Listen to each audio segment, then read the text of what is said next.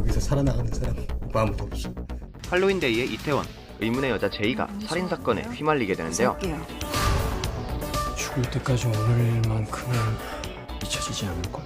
이 사건을 해결하기 위해 각양각색의 빌런들이 바에 모이기 시작하면서 위태롭고 불편한 동맹이 시작됩니다. 너 살인총 본 적 있어? 이들은 문제를 해결할 수 있을까요? 지금 당신들 큰 실수하는 거야. 모두가 잠든 새벽, 악당들이 연주하는 핏빛 교향곡이 이태원에 울려 퍼지기 시작합니다. 궁금해? 생각해봐. 누가 더 나쁜 인간이지? 과연 이 지옥 같은 곳에서 내 총이잖아! 누가 살아나갈 수 있을까요? 그걸 왜 니들만 할 수 있다고 생각하니? 다섯 악당들의 선홍빛 소동극 7월 9일에 개봉한 빵빠레입니다. 여기 찾아올 줄 몰랐어?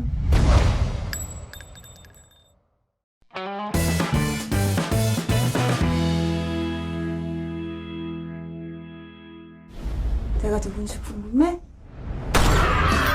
7월 9일 이동구 감독님의 팡파레가 개봉했습니다. 개인적으로 잔인한 영화를 잘 보지도 못하고 또 좋아하지도 않는 터라 봐야 하나 말아야 하나 고민이 많았는데 기자나 영화제에 다녀와 먼저 보신 분들의 말을 들어보니 작품이 꽤나 잘 나왔다는 이야기를 듣고는 같은 날 개봉한 중국 영화인 소년시절의 너와 함께 연달아 2개를 보았습니다. 우선 결론적으로 먼저 말씀드리자면 작품 팡파레는 근래 나온 독립영화들과는 다른 굉장히 이질적인 위치에 자리 잡은 영화였습니다. 근래에 나온 독립영화들이 가족애나 성장, 꿈이나 우정과 같이 긍정적인 요소를 지향하는 주인공들을 전면에 내세웠다면 작품 팡파레는 이런 요소들과 철저하게 거리를 두고 있기 때문입니다. 그렇기에 가뜩이나 많은 상영관을 얻기 어려워 아직까지도 관객들에게 큰 관심을 받지 못하는 독립영화임에도 불구하고 보다 많은 관객들을 얻기 위해 몇몇 장면들을 빼서 관람 등급을 낮추는 대신 청소년 관람 불가 등급을 그대로 유지한 이동구 감독님의 이유 있는 고집에 박수를 보내고 싶었습니다. 사실 작품의 전반적인 내용은 그렇게 참신하고 독창적인 내용은 아닙니다. 이동구 감독님의 인터뷰만 봐도 알 수 있죠. 주변에서 약자라고 인식되는 인물이 날리는 통쾌한 한방을 보여주고 싶었다. 그래서 그런지 작품은 이 한 문장을 아주 정석적으로 따르고 있습니다. 몇몇 영화들이 심오한 메시지를 전하기 위해 과한 설정과 대사, 캐릭터들을 넣으려다 신선하기는 하지만 이도저도 아닌 맛으로 나오는 경우가 많은 반면 이동구 감독님은 이를 비웃기라도 하듯 익숙한 맛일지라도 바로 그 한 가지 맛에 더욱 집중했습니다. 굉장히 영리한 선택이라고 생각합니다. 마치 우리가 마트에 가서 호기심에 파맛 시리얼을 한두 번 구매하게 될 수 있을지는 몰라도 결국 꾸준한 구매로 이루어지는 건 파맛 시리얼이 아닌 원래 초코맛 시리얼인 것처럼 말이죠. 죽을 때까지 오늘 일만큼은 잊혀지지 않을 거야. 이번엔 개인적으로 느낀 작품의 내적인 강점을 몇 가지 말씀드리도록 하겠습니다.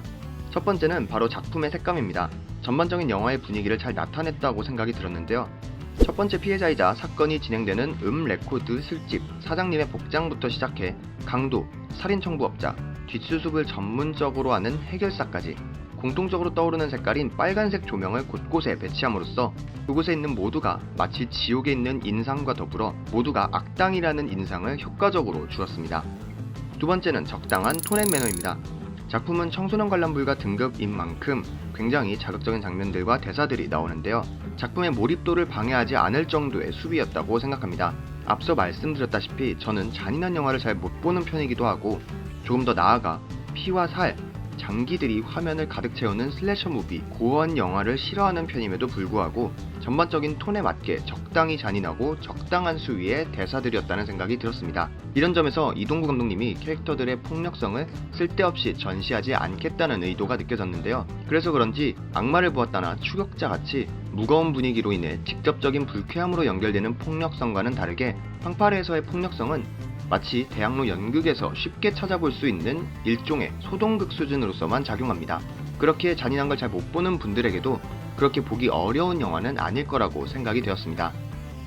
세 번째는 꽤나 매력적인 캐릭터들입니다. 극중 정체를 알 수 없는 의문의 여성 제이를 굉장히 인상적이게 연기해 제23회 부천국제 판타스틱 영화제 코리안 판타스틱 여우 주연상을 수상한 이마영 배우님은 두말할 것도 없고요. 개인적으로는 시체를 처리해주는 해결사 역할로 나온 백선생 역의 박세준 배우님의 연기도 굉장히 인상적이었습니다.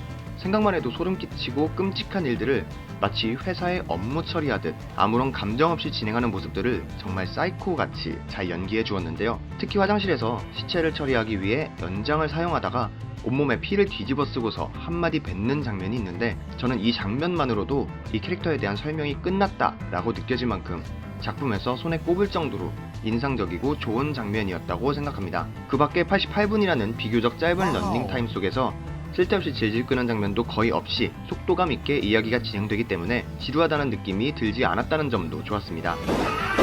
그걸 왜 니들만 할 수 있다고 생각하니? 어차피 우리 다 공무원이지. 당신 인생에 이런 비극이 찾아올 줄 몰랐어? 하지만 작품이 진행될수록 다음 장면이 어느 정도 예상이 간다는 점이나 각 캐릭터들의 다소 유치하거나 틀에 벗어나지 않는 뻔한 대사들이 조금 아쉽기도 했습니다. 그리고 이건 개인적으로 궁금했던 점인데, 이마영 배우님이 연기한 제이는 혹시 이태원 클라스의 조이서 캐릭터를 레퍼런스해서 만들어진 캐릭터인가 하는 의문이 들었습니다. 금발에 턱까지 오는 단발의 헤어스타일이나 가죽 재킷 코디, 어떤 상황에서도 주눅들지 않고 자기가 유리한 쪽으로 이끌어오는 상황 판단 능력과 어디로 튈지 모르는 불예측성까지, 하필 사건이 벌어진 장소가 이태원이라는 점 또한 그런 생각이 들게끔 했습니다. 생각해봐. 누가 더 나쁜 인간인지. 내 총이잖아!